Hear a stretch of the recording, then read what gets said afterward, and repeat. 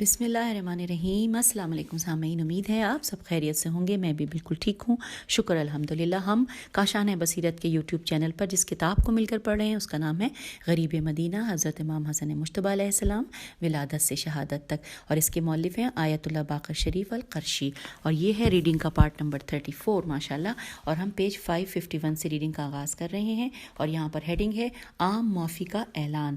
آخرکار جنگ کی آگ بجھی، شکست خوردہ لوگ بھاگ نکلے، فاتح اور ظفر مند فوج نے اللہ تعالیٰ کا شکر ادا کیا، لیکن بصرے کی سرزمین پر خوف و دہشت کے بادل برس رہے تھے، کیونکہ رسم دنیا ہے کہ فاتح مفتو سے انتقام لیتا ہے، لیکن کریم امام علیہ السلام نے اپنے تمام دشمنوں کو معاف کر دیا۔ حضرت عائشہ رضی اللہ نے اپنے بھانجے عبداللہ بن زبیر کے لیے امان کی درخواست کی۔ عبداللہ امام علیہ السلام کا بدترین دشمن تھا، لیکن آپ علیہ السلام نے اسے بھی امان دے دی۔ حسنین کریمین علیہ السلام کی خدمت میں مروان نے اپنی سفارش کی تو امام علیہ السلام نے اسے بھی معاف کر دیا۔ آپ علیہ السلام کی طرف سے منادی کرا دی گئی۔ آئیے یہ جو منادی کرائی گئی اس کے پوائنٹ ہیں، ٹوٹل 5 پوائنٹ، آئیے مل کر پڑھتے ہیں۔ نمبر 1، خبردار کسی زخمی کو قتل نہ کرنا۔ نمبر 2، پیٹھ پھیرنے والے کے پیچھے نہ جانا۔ نمبر 3، بھاگنے والے کا تعاقب نہ کرنا۔ نمبر 4، جو ہتھیار ڈال دے وہ امان میں ہے۔ اور آخری اور 5واں پوائنٹ ہے کہ جو گھر کا دروازہ بند کر کے اندر بیٹھ جائے وہ بھی امان میں ہے۔ اور اب ہم آگے ہیں پیج نمبر 552 پر، لکھا ہے حتیٰ کہ آپ علیہ السلام نے ہر شخص کو معاف کر دیا، کسی کو سزا نہ دی اور کسی سے انتقام بھی نہ لیا۔ اور یہاں پر حوالہ ہے تاریخ یعقوبی جلد نمبر 2 صفحہ نمبر 159، لکھا ہے کہ اس اعلان کے بعد پھر بصرے کی فضا میں باد نسیم کے جھونکے چلنے لگے، رکے ہوئے سانس چلنے لگے اور لوگوں نے سکھ کا سانس لیا۔ نیکسٹ ہیڈنگ ہے حضرت عائشہ رضی اللہ کی مدینہ طیبہ واپسی۔ امیر المومنین امام علی علیہ السلام نے حضرت عبداللہ بن عباس رضی اللہ کو حضرت عائشہ رضی اللہ کی طرف بھیجا تاکہ وہ بصرے سے مدینہ منورہ چلی جائیں اور مزید یہاں نہ ٹھہریں، کیونکہ اللہ رب العزت کا ان کے لیے یہی حکم ہے کہ وہ اپنے گھر میں رہیں۔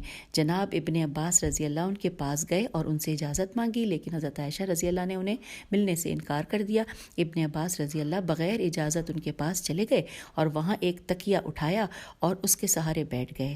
اب یہاں پر ہیڈنگ ہے حضرت ابن عباس رضی اللہ اور حضرت عائشہ رضی اللہ کے درمیان مکالمہ۔ آئیے مل کر پڑھتے ہیں۔ لکھا ہے بی بی عائشہ رضی اللہ نے کہا کہ اے ابن عباس رضی اللہ، تجھے اللہ کا واسطہ تو نے سنت امر کو ترک کر دیا ہے، میری اجازت کے بغیر اندر چلے آئے ہو اور میرے بغیر کہے تکیہ لگا کر بیٹھ گئے ہو۔ تو ابن عباس جو ہیں انہوں نے کہا کہ آپ کا سنت سے کیا علاقہ ہے، سنت تو ہمارا آئین ہے، ہم نے تمہیں اور تمہارے باپ کو سنت کی تعلیم دی ہے۔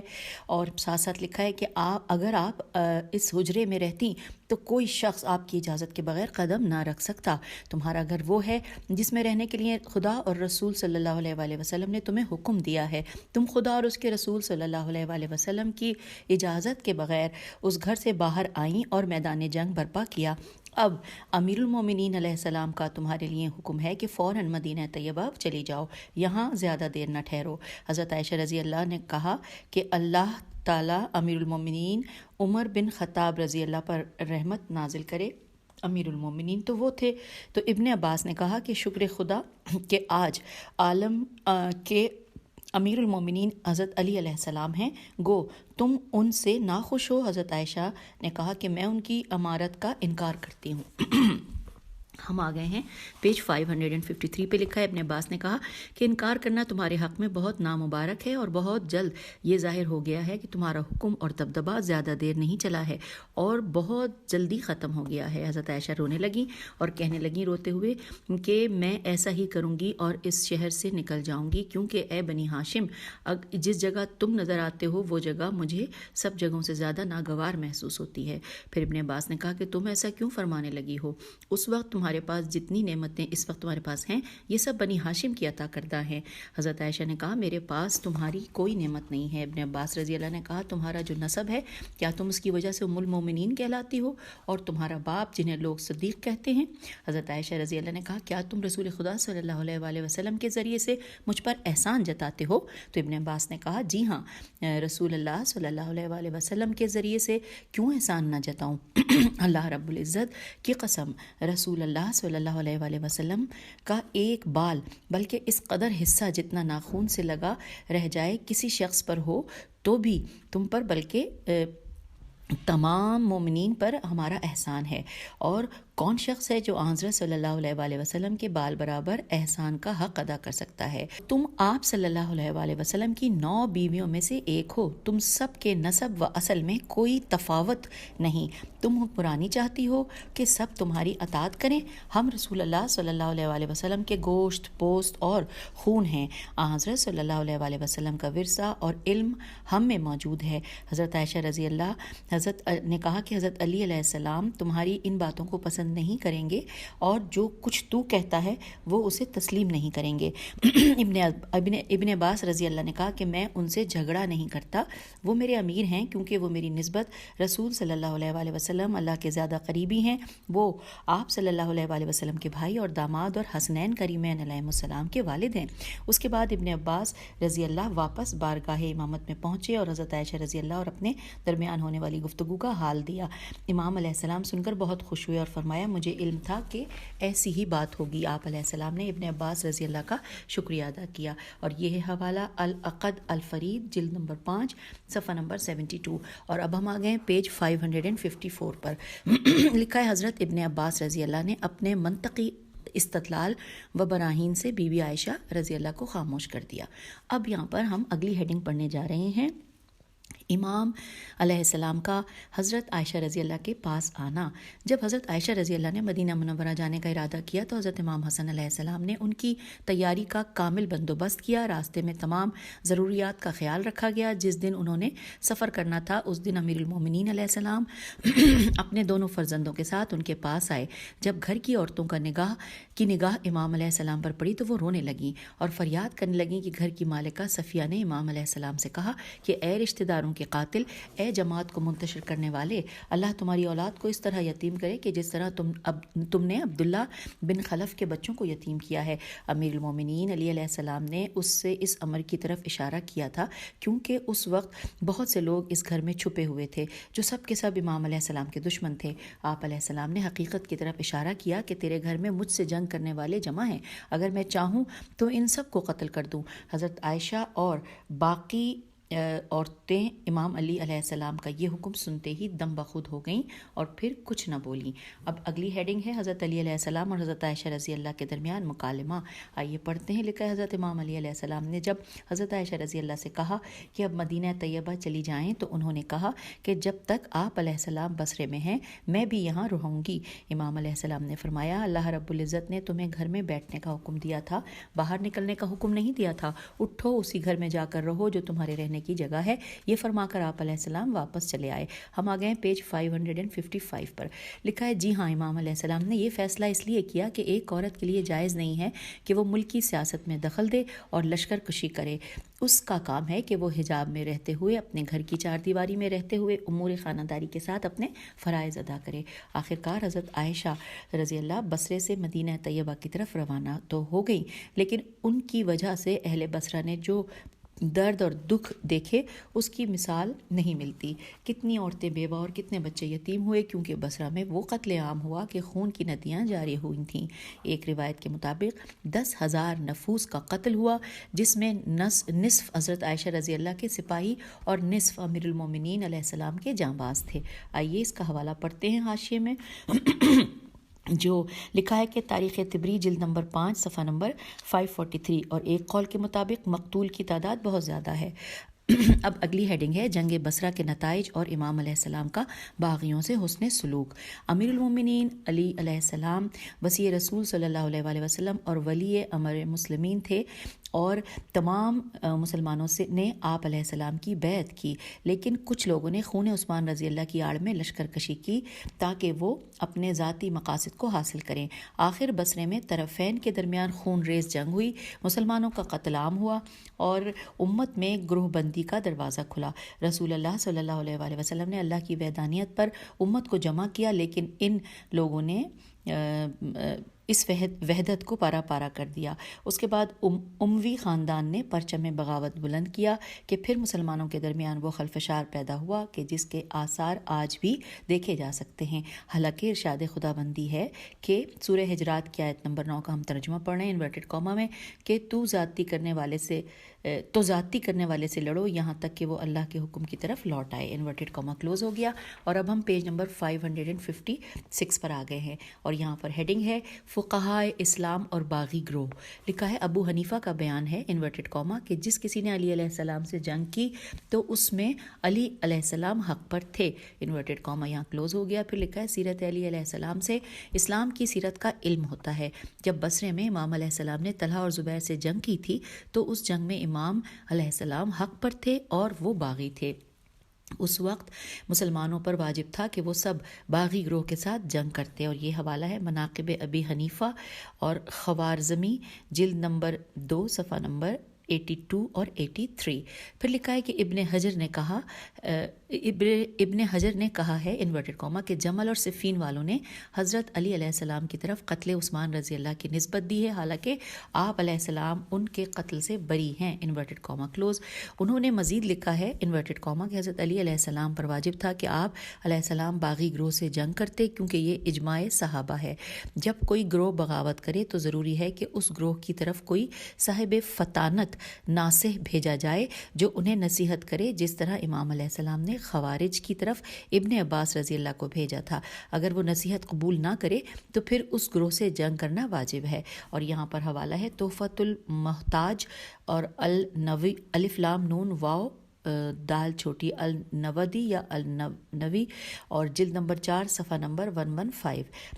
آئیے آگے چلتے ہیں. لکھا ہے امام الحرمین الجوینی کا قول ہے انورٹڈ کاما علی بن ابی طالب علیہ السلام ولایت میں امام حق ہیں جس نے ان سے جنگ کی وہ باغی ہے. انورٹڈ کاما کلوز ہو گیا. اور یہ حوالہ ہے الارشاد فی اصول الاعتقاد صفحہ نمبر 433. جی ہاں شریعت اسلامیہ کا حکم ہے کہ جو حاکم شرعی سے جنگ کرے وہ باغی ہے. اس کا قلع قمع کرنا واجب ہے کیونکہ باغی گروہ کے خروج سے امت میں انتشار اور افتراق پیدا ہوتا ہے اور اخوت و بھائی چارے کا خاتمہ ہوتا ہے. نیکسٹ ہیڈنگ ہے امام حسن علیہ السلام اور جنگ بصرہ. فرزند رسول صلی اللہ علیہ وآلہ وسلم حضرت امام حسن علیہ السلام نے بدلتے حالات کو بڑے قریب سے دیکھا تھا کہ بعد از رسول آپ علیہ السلام کے والد بزرگوار کو ان کے حق سے محروم رکھا گیا. Page number 557.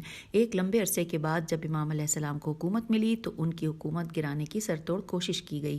امام حسن علیہ السلام اس نتیجے پر پہنچے کہ امت کے درمیان ایک ایسا گروہ ہے کہ جن کے سینوں میں اہل بیت رسول صلی اللہ علیہ وآلہ وسلم کے خلاف بغض و کینے کی آگ بھڑک رہی ہے. جی ہاں اس بطل وحید بے تو لام اور زیر اور وحید واو ہے یہ دال اور تجربے کار سردار نے جنگ جمل میں وہ تاریخی کردار ادا کیا کہ جس کی مثال نہیں ملتی. کوفے سے لشکر جرار بصرہ آیا تھا. وہ آپ علیہ السلام کی عسکری حکمت عملی تھی کہ جس کی وجہ سے جارح اور باغی گروہ کو شکست ہوئی اور امت ایک بڑے نقصان سے بچ رہی. تو یوں یہاں پر پیج 1555 پر یہ چیپٹر کلوز ہوا اور اب ہم نیکسٹ صفحے کی جانب آ گئے ہیں اور یہاں پہ ایک نیا بڑا چیپٹر سٹارٹ ہو رہا ہے یعنی کہ مین اور جس میں لکھا ہے کہ حضرت امام حسن علیہ السلام اور جنگ صفین. تو ہم یہاں پر جنگ صفین کے بارے میں پڑھیں گے اور ہم پیج اب 559 سے ریڈنگ کا آغاز کریں گے کیونکہ پیج 558 پہ صرف یہ لکھا ہوا ہے کہ حضرت امام حسن علیہ السلام اور جنگ صفین یہ بڑا لکھا ہے. اور اب پیج 559 پر ہم ہیں اور یہاں پر ہیڈنگ ہے حوادث زمانہ. دنیائے وجود معمور حوادث ہے. جب سے وہ معارض تخلیق میں آئی ہے وہ تغیر و تبدل سے دوچار ہے. کبھی یہ کائنات ایسے شاندار انقلاب سے ہمکنار ہوتی ہے کہ جسے تاریخ ہمیشہ یاد رکھتی ہے. بعض اوقات یہ دھرتی ایسے واقعات کا دیدار کرتی ہے کہ جس سے انسانیت پر دور رس نتائج مرتب ہوتے ہیں اور وہ ترقی کے زینے بڑی تیزی کے ساتھ طے کرتی ہے. کبھی اس زمین پر وہ حوادث مرتب ہوتے ہیں کہ جس سے انسانیت خون میں نہا جاتی ہے. انہیں انہی دردناک حوادث میں سے حادثہ صفین ہے جس نے دنیا کو اس قدر تڑپایا کہ انسانی چیخیں آج بھی پردہ سماعت سے ٹکرا رہی ہیں. یہ وہ تاریخی حادثہ ہے جو حق اور باطل، عدل اور جور، نور اور ظلمت، خلافت دینیہ اور بادشاہت کے درمیان بھرپا ہوا. ایک طرف پیغام حریت اور دوسری طرف انسانی استحصال، ظلم و بربریت. ایک طرف مصالح امت، دوسری طرف طوائف الملوکی کے حکمران عوام کے سیاہ و سفید کے مالک ہیں اور وہ ان کے غلام ہیں۔ حادثہ صفین نے امت کو ظلم و جور، ذلت و رسوائی کے سوا کچھ نہیں دیا۔ محقق استاد الجزائری نے ایک عالمی کانفرنس میں فرمایا تھا کہ معرکہ صفین نے شرعی حکومت کے اختیارات کو مذبذب کیا تھا، اور یہ جنگ امام علی علیہ السلام اور حاکم شام، جمہوریت اور بادشاہت، مدینہ طیبہ اور دمشق کے درمیان واقع ہوئی تھی۔ اسی جنگ نے اسلامی معاشرے کے لیے استعماریت کا دروازہ کھولا، اور حوالہ ہے یہاں پر فکرت الافریقۃ الاسیویت فی زو، یہ عربی میں ہے کیونکہ، اور اس کا صفحہ نمبر ہے 111۔ اب ہم آگے چلتے ہیں۔ لکھا ہے جی ہاں، صفین کی جنگ نے جہاں مملکت اسلامیہ کے حصے بکھرے کیے، وہاں مسلمانوں کی جمعیت کو پارا پارا کیا۔ ولی امر مسلمین شرعی حاکم امام علی علیہ السلام کی حکومت کمزور ہوئی، جس کے نتیجے میں حاکم وقت فرزند رسول حضرت امام حسن علیہ السلام کو صلح کرنی پڑی۔ پھر حکومت اموی خاندان کے ہاتھ میں چلی گئی۔ پھر اس خاندان کی وہ اجارہ داری قائم ہوئی کہ جسے چاہا قتل کر دیا اور جسے چاہا زندان میں ڈال دیا۔ ظلم و جور کے علاوہ حکمرانوں کو کوئی اور کام نہیں تھا۔ ہم آ گئے ہیں پیج 560 پر اور نئی ہیڈنگ پڑھنے جا رہے ہیں، حاکم شام کا مرکزیت سے انکار۔ اس ہیڈنگ کے ساتھ لکھا ہے کہ جب عالم اسلام نے وصی رسول صلی اللہ علیہ وآلہ وسلم حضرت امام علی علیہ السلام کی بیعت کی تو حاکم شام نے آپ علیہ السلام کی بیعت کرنے سے انکار کر دیا۔ اس نے اعلان کیا کہ وہ امام علیہ السلام کی حکومت کو تسلیم نہیں کرتا۔ مرکزی حکومت سے انکار کرنے کے اسباب ہیں کہ جو اسباب ہیں وہ حسب ذیل ہیں۔ نمبر 1 پوائنٹ لکھا ہوا ہے کہ حاکم شام کو معلوم تھا کہ امام علیہ السلام اسے کسی صورت بطور عامل شام برداشت نہیں کریں گے، کیونکہ اس نے بیت المال کو اپنی ذاتی تصرف میں لے رکھا تھا۔ وہ نہیں چاہتا تھا کہ یہ ملکی خزانہ اس کے ہاتھ سے باہر چلا جائے، اس لیے اس نے امام علیہ السلام کے خلاف خروج کا اعلان کیا تھا۔ سید الاوصیاء کے نزدیک حکومت کو بچانے کے لیے فریب سے کام لینا حرام تھا۔ آپ علیہ السلام ظالم سے کسی صورت مدد نہیں لینا چاہتے تھے اور نہ بطور عامل اسے برداشت کرنا چاہتے تھے۔ آپ علیہ السلام ظالموں اور منحرفین کے لیے موت تھے۔ پھر امام علیہ السلام فرزند ہند کو بطور حاکم کیسے رہنے دیتے، کیونکہ آپ علیہ السلام بخوبی جانتے تھے کہ اس کا اسلامی مملکت اور اس کے مسئلے سے کوئی تعلق نہیں۔ اس لیے جو ہی آپ علیہ السلام نے مملکت اسلامیہ کی مسئولیت لی، اسے معزول کر دیا۔ جب ابن ہند نے امام علیہ السلام کی طرف خط لکھا کہ کیا اسے شام کی حکومت پر باقی رکھا جا رہا ہے یا اسے معزول کر دیا گیا ہے، یہاں پہ سوالیہ نشان تھا، تو امام علیہ السلام نے جواب دیا تھا کہ وہ معزول ہے۔ پھر لکھا ہے کہ عقبہ بن ابی معیط، میم عین یہ توئے، معیط نے حاکم شام کو اس کے اس فعل پر ملامت کرتے ہوئے کہا۔ اب یہ جو کہا گیا وہ سب عربی میں لکھا ہوا ہے، لیکن اس کا ترجمہ موجود ہے، جس کو پڑھنے کے لیے ہم پیج نمبر 561 پہ آگے ہیں۔ انورٹڈ کاما لکھا ہے کہ اے حاکم شام، ملک شام تیرا ہے، اسے مضبوطی سے تھام، اس میں اژدہوں کو داخل نہ ہونے دے۔ علی علیہ السلام کی نگاہیں تجھ پر ہیں، اس سے وہ جنگ کر کہ جوانوں کو بوڑھا کر دے، شمشیر، آبدار اور نیزوں سے مقابلہ کر، اس امر میں کمزوری نہ دکھا۔ اگر تجھ میں حرب و ضرب کی طاقت نہیں ہے تو پھر انہیں تسلیم کرے، کیونکہ امن میں راحت و سکون ہے۔ جو جنگ نہیں کرنا چاہتا تو اس کے لیے اس میں بہتری ہے۔ اے ابن ہند، اسے اختیار کر۔ اگر تم نے علی علیہ السلام کی طرف خط لکھا ہے اپنے طمع و لالچ کے لیے، اپنی چالوں کو استعمال کرو۔ تم نے علی علیہ السلام سے اس مال و متاع کا سوال کیا ہے کہ جو تیرے پاس موجود ہے۔ اگر تم اس کو پا لیتے تو تمہارے پاس راتوں کے سوا کچھ باقی نہ رہتا۔ تم نے کچھ اچھی طرح سے غور و خوض کر لیا تھا، ورنہ تیرے پاس صرف خواہشیں ہی رہ جاتی۔ تم علی علیہ السلام جیسوں کو فریب و دھوکہ دے کر اس سے پہلے دوبارہ پڑھتے ہیں، تم علی علیہ السلام جیسوں کو فریب و دھوکہ دو میرے خیال ہونا چاہیے، اس سے پہلے تم نے ان سے پہلے والے کو بھی ویران کیا ہے۔ اگر ایک دفعہ ان کے ناخن تجھ میں پوست ہو جائے تو اے ابن ہند، تمہارا کچھ بھی نہ رہتا۔ یہاں پہ انورٹڈ کاما کلوز ہو گیا ہے، اور جو گفتگو تھی ہم نے پڑھ لی کہ جو کہ عقبہ بن ابی معیط نے حاکم شام کو اس کے اس فعل پر ملامت کرتے ہوئے جو لکھی تھی، اور اس کا حوالہ ہے البدایہ والنہایہ جلد نمبر 8 صفحہ نمبر 127 اور 128۔ آپ آگے چلتے ہیں، لکھا ہے ابن ہند خوب جانتا تھا کہ امام علی علیہ السلام نے ہر صورت عدل الہی کا نظام نافذ کرنا ہے۔ آپ علیہ السلام کے سامنے مصالح عامہ ہیں نہ کہ شخصی۔ انہوں نے بہرحال ظالم حکمرانوں کو معزول کرنا ہے تاکہ تمام لوگوں کو ان کے حقوق برابر برابر ملیں، جس طرح رسول اسلام صلی اللہ علیہ وآلہ وسلم نے معاشرے کو اسلامی بنایا تھا کہ جس میں درجہ بندی نہیں تھی۔ امام علیہ السلام وہی عادلانہ نظام لانے والے ہیں۔ اور یہاں پہ یہ دوسرا سبب ہم نے پڑھ لیا، جیسا کہ ہم نے بتایا تھا کہ مرکزی حکومت سے انکار کرنے کے اسباب ہیں کہ جو حسب ذیل ہیں، تو سب سے پہلا جو سبب تھا وہ پڑھ لیا۔ کل اس میں 5 اسباب ہیں، پہلا پڑھ لیا تھا، اب ہم دوسرا سبب پڑھنے جا رہے ہیں۔ لکھا ہے حاکم شام کو ایک طویل عرصے سے ملک شام پر تسلط حاصل تھا۔ حضرت ابو بکر رضی اللہ کے دور حکومت سے لے کر حضرت عثمان رضی اللہ کے دور حکومت تک وہ شام کا مطلق العنان بادشاہ تھا۔ اس کا شام کے تمام شہروں پر کنٹرول تھا۔ اس نے وہاں کے رؤساء کو خرید رکھا تھا، ہم آگے پیج 562 پر خرید رکھا تھا۔ وہ اس کے دست و بازو تھے، وہ اس کے اشاروں پر نشست و برخاست کرتے تھے۔ ابن ہند نے ایک ایسا ماحول ترتیب دیا تھا کہ اس کے بعد اس کی اولاد اس کے شاہی تخت کی وارث بننے والی تھی۔ اس نے اپنے اقتدار کو طول دینے کے تمام اسباب مہیا کر رکھے تھے، اور یہ ہے حوالہ عبقریت عین بے قاف ریت عبقریت الامام علی علیہ السلام صفحہ نمبر 115۔ اور لکھا ہے کہ یہی وہ اسباب ہیں کہ جن کی بنیاد پر اس نے وصی رسول صلی اللہ علیہ وآلہ وسلم کے خلاف خروج کیا تھا۔ پھر ساتھ ساتھ اب تیسرا سبب لکھا ہے کہ جنگ جمل فتنہ و فساد کا وہ باب ہے کہ جس کی وجہ سے میدان صفین برپا ہوا۔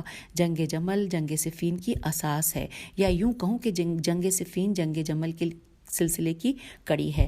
اگر مدینہ طیبہ کے بزرگوار امام علیہ السلام کے خلاف خروج نہ کرتے تو جنگ صفین دائرۂ وجود میں نمودار نہ ہوتی۔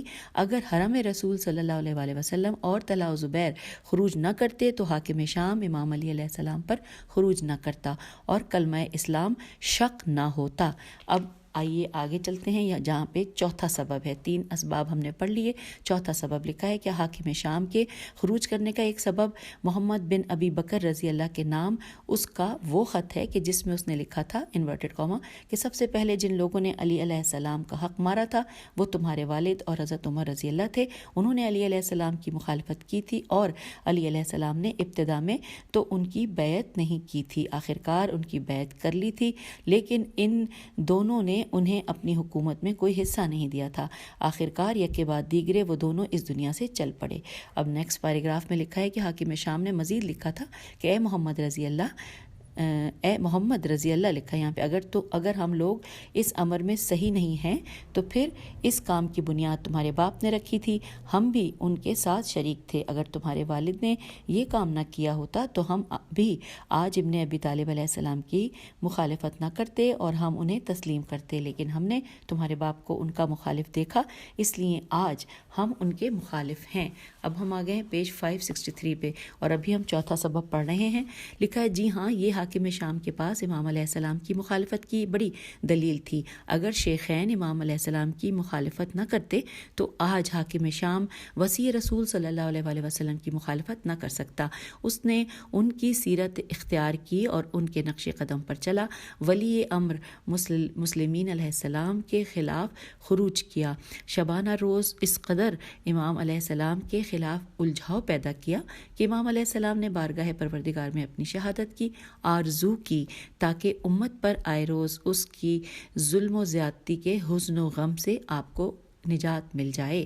اب آئیے 5واں اور آخری سبب، حاکم شام کی امیر المومنین علیہ السلام سے عداوت اور مخالفت کی ایک اور وجہ اس کا حضرت عثمان رضی اللہ کے خون کا مطالبہ تھا۔ اس نے اپنے اہداف تک پہنچنے کا وسیلہ بنایا تھا، اس نے اپنے اہداف کے حصول کے لیے بھرپور کوششیں کی۔ اس نے اہل شام کے درمیان امام علیہ السلام کے خلاف خوب پروپیگنڈا کیا کہ حضرت عثمان رضی اللہ کے قاتل ابن ابی طالب علیہ السلام کے پاس ہیں، ان سے جنگ کرنا از حد ضروری ہے۔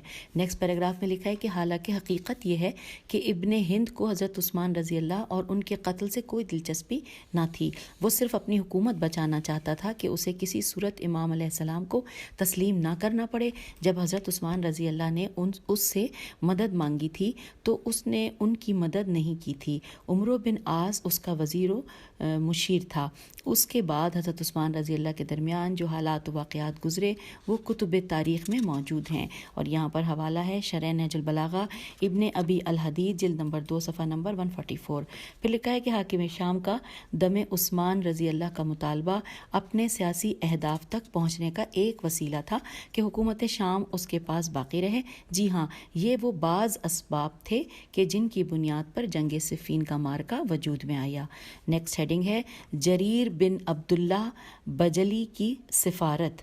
لکھا ہے جب حاکم شام نے اعلان جنگ کیا تو حضرت امام علی علیہ السلام کے صحابہ نے امام علیہ السلام کی خدمت میں عرض کیا کہ انہیں جنگ کرنے کی اجازت دی جائے، لیکن امام علیہ السلام نے اجازت نہ دی۔ آپ علیہ السلام نے صلح و صفائی کو ترجیح دی تاکہ ملک کی سالمیت محفوظ رہے، اس لیے آپ علیہ السلام نے ایک سفارتی وفد تشکیل دیا جس کی قیادت جناب جریر بن عبداللہ بجلی رضی اللہ کے پاس تھی۔ اب یہاں پہ یہ لکھا ہے جریر بن عبداللہ بجلی، یہاں پر تفصیلات ہیں حاشیے میں جو کہ ہم مل کر پڑھ لیتے ہیں۔ لکھا ہے جریر بن عبداللہ بجلی، ان کے اسلام لانے کے وقت میں اختلاف ہے، کیا اس نے رسول اللہ صلی اللہ علیہ وآلہ وسلم کی بعثت کے وقت اسلام قبول کیا تھا یا رسول صلی اللہ علیہ وآلہ وسلم کی رحلت سے 40 دن پہلے، وغیرہ وغیرہ۔ وہ نہایت حسین و جمیل تھے۔ حضرت عمر رضی اللہ نے اس کے بارے میں کہا تھا کہ وہ اس امت کے یوسف علیہ السلام ہیں۔ عراق میں ہونے والی تمام جنگوں میں شریک رہے، جنگ قادسیہ میں ان کا خاص کردار ہے۔ امام علی علیہ السلام نے اسے اپنا سفیر بنا کر حاکم شام کی طرف بھیجا تھا۔ بعد میں یہ قرقیسیہ چلے گئے، قاف رے قاف یہ سین یہ الف، قرقیسیہ چلے گئے تھے، اور ان کی تاریخ وفات 51 یا 52 ہجری ہے۔ حوالہ ہے الاصابہ جلد نمبر 1 صفحہ نمبر 232۔ اور اب ہم آ گئے پیج حاشیے میں ہم نے پڑھ لیا، اور ہم آ گئے پیج نمبر 564 پر، اور یہاں پر لکھا ہے کہ امام علیہ السلام نے حاکم شام کی طرف ایک خط لکھا جس کا متن اور ترجمہ حسب ذیل ہے۔ آئیے یہ اس صفحے کے اوپر پیج 564 کے اوپر تمام عربی میں لکھا ہوا ہے، لیکن ساتھ ساتھ پیج 565 کے اوپر ترجمہ ہے۔ لکھا ہے انورٹڈ کاما کہ اما بعد، جب مدینے والوں نے میری بیعت کر لی ہے تو اب تجھ پر اور اہل شام پر میری بیعت کرنا واجب ہو چکا ہے۔ جن لوگوں نے حضرات ابو بکر رضی اللہ، عمر رضی اللہ اور عثمان رضی اللہ کی بیعت کی تھی، انہوں نے میرے ہاتھ پر اسی اصول کے مطابق بیعت کی کہ جس اصول پر وہ ان کی بیعت کر چکے تھے، اور اس کی بنا پر جو حاضر ہے اسے پھر نظر ثانی کا حق نہیں، اور جب بر وقت موجود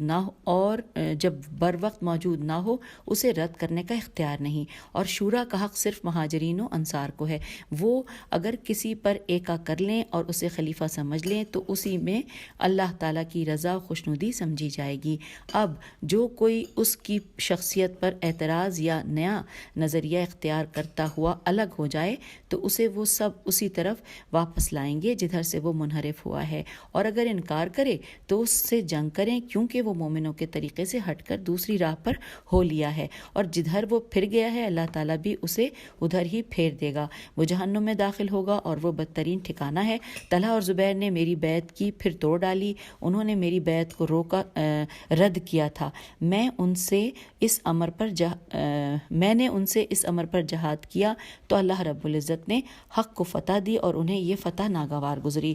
تم اس جماعت میں واپس آؤ کہ جس میں مسلمان موجود ہیں، میرے نزدیک محبوب ترین امر تمہارے لیے عافیت ہے، ورنہ تم مصیبت میں گرفتار ہو جاؤ گے۔ اگر تم واپس نہ آئے تو میں تم سے جنگ کروں گا اور اللہ رب العزت سے تیرے خلاف مدد مانگوں گا۔ تم نے عثمان رضی اللہ کے قتل کے معاملے میں بہت کچھ لکھا ہے، تم میری بیعت میں داخل ہو جاؤ جس میں سب داخل ہو چکے ہیں، اور میری عدالت میں ان لوگوں پر مقدمہ دائر کرو تو میں کتاب اللہ کے مطابق تمہارے اور ان کا فیصلہ کر دوں گا۔ لیکن جو تم چاہ رہے ہو تو یہ وہ دھوکہ ہے کہ جو بچے کو دودھ سے روکنے کے لیے دیا جاتا ہے۔ مجھے اپنی زندگی کی قسم، اگر تم اپنی عقل استعمال کرو اور اپنی ہوس سے دور ہو کر فیصلہ کرو تو تم مجھے دم عثمان رضی اللہ میں تمام قریش سے زیادہ بری پاؤ گے۔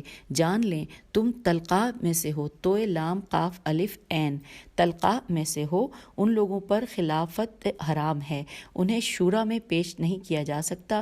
میں نے تمہاری طرف جریر بن عبداللہ بجلی کو بھیجا ہے، وہ اہل ایمان و اہل ہجرت میں سے ہیں، تم میری بیعت کرو، قوت کا مرکز صرف اللہ ہی ہے۔ اور یہاں پر انورٹڈ کاما کلوز ہو گیا ہے، اور یہاں پر حوالہ جات ہیں کتابوں کے، العقد الفرید جلد نمبر 2 صفحہ نمبر 233، اور امامت والسیاست جلد نمبر 1 صفحہ 71، شرح نہج البلاغہ ابن ابی الحدید جلد نمبر 3 صفحہ نمبر 75 اور 76، اور وقت الصفین نصر بن مزاحم صفحہ نمبر 34۔ اب یہ تو ہم نے حوالہ تو پڑھ لیا، لیکن سامعین جب یہ جو ہم خطاب پڑھ رہے تھے مولا کا، جو کہ امام علیہ السلام نے حاکم شام کی طرف جو خط لکھا تھا، اس کا متن ہم پڑھ رہے، تو اس متن کے آخری میں جب یہ کہا گیا تھا کہ جان لیں کہ تم طلقہ میں سے ہو اور ان لوگوں پر خلافت حرام ہے، تو طلقہ کے حوالے سے یہاں پر یہ تفصیلات کچھ 3 لائنوں کی لکھی ہیں حاشیے میں، یہ پڑھ لیتے ہیں۔ لکھا ہے الطلقہ طلیق کی جمع ہے جس کا مفہوم اسیر ہے جسے آزاد کر دیا گیا ہو۔ طلقہ سے مراد فتح مکہ مکرمہ کے وہ لوگ ہیں کہ جنہوں نے ساری زندگی رسول صلی اللہ علیہ وآلہ وسلم سے جنگیں کیں اور رسول اللہ صلی اللہ علیہ وآلہ وسلم کے سامنے قیدی بن کر کھڑے تھے، آپ علیہ السلام نے انہیں طلقہ کہہ کر معاف کر دیا۔ تو یوں ہم نے پیج نمبر 566 کے پاس ہم آ گئے ہیں، اور کیونکہ یہ ہم خط کا متن پڑھتے پڑھتے ہم پیج 566 پر آ گئے تھے۔ آئیے آگے چلتے ہیں۔ اسی صفحے پر لکھا ہے، جی ہاں، امیر المومنین علی علیہ السلام کا یہ خط ان حقائق پر مبنی ہے کہ جس سے باطل کی زبان گنگ ہے، یہ جامع اور مانع مضامین پر مشتمل ہے، الفاظ کے لحاظ سے مختصر ہے لیکن اسلوب کے لحاظ سے واضح اور روشن ہے۔ آپ علیہ السلام نے سابقہ خلافتوں کے اصول اور شرائط بیان کیے ہیں، ساتھ ہی ان کے مقدمات اور خواتم کا ذکر بھی کیا ہے۔ جب اس خط کا دقت کے ساتھ مطالعہ کیا جاتا ہے تو یہ واعظ و نصیحت کا ایک خوبصورت بیان ہے کہ جو ہدایت کا متمنی ہے تو اس کے لیے یہ بہترین ہدایت ہے۔ اللہ رب العزت نے جس کا سینہ ہدایت کے لیے کھولا ہے تو اس میں اس کی دنیا و آخرت کی کامیابی کا سامان ہے، جس سے اس کے دل میں نور کے چشمے جاری ہو جاتے ہیں۔ اور ہم آگے ہیں پیج 567 پہ، لکھا ہے، امام علیہ السلام نے اپنے منطقی دلائل سے اپنے دشمن کو لاجواب کر دیا ہے۔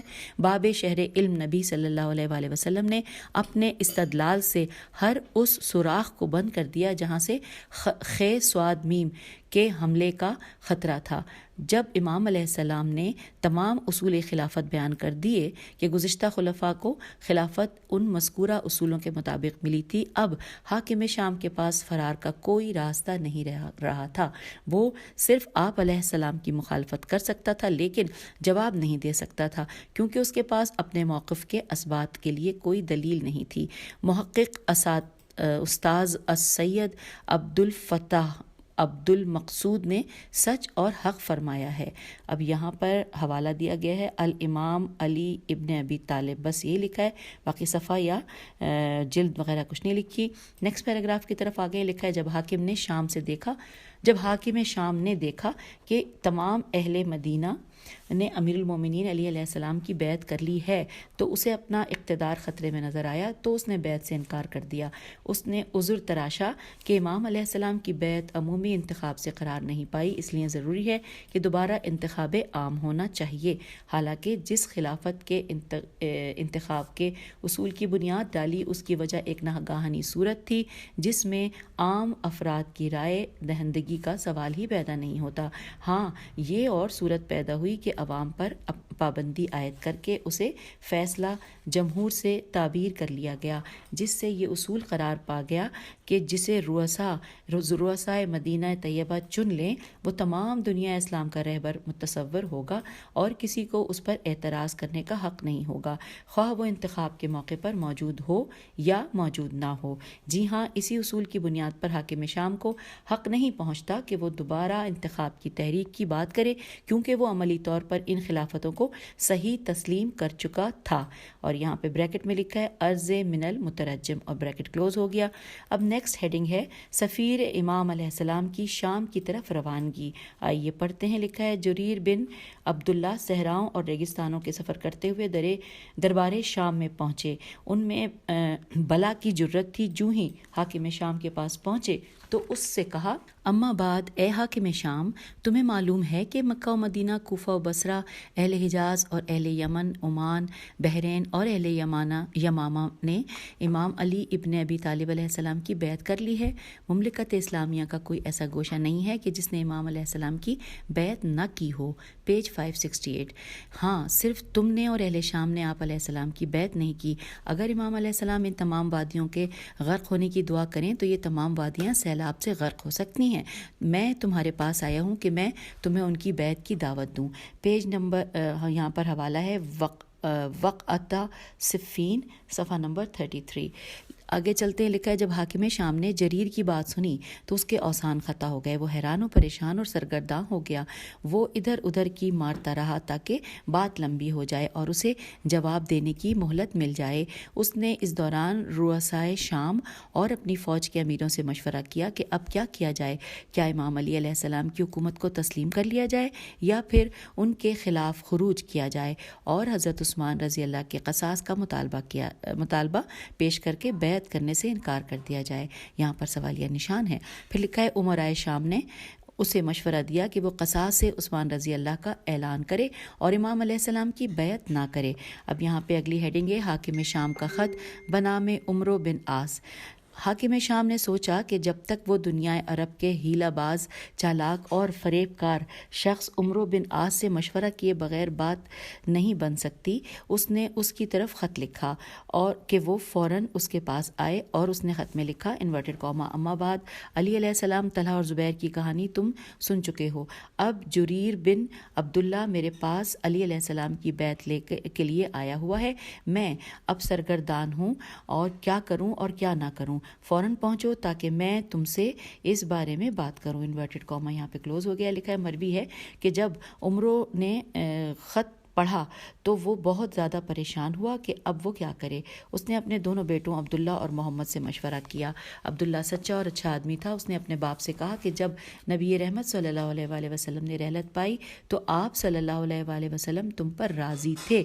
یہاں پر آگے ہم پیج 569 پر لکھا ہے کہ پھر دونوں خلفاء نے اپنا اپنا دور حکومت گزارا اور وہ بھی چل بسے۔ جب حضرت عثمان رضی اللہ قتل ہوئے تو ان دنوں آپ غائب تھے۔ اب اپنے گھر گوشہ نشین رہو اور حاکم شام کے معاون نہ بنو۔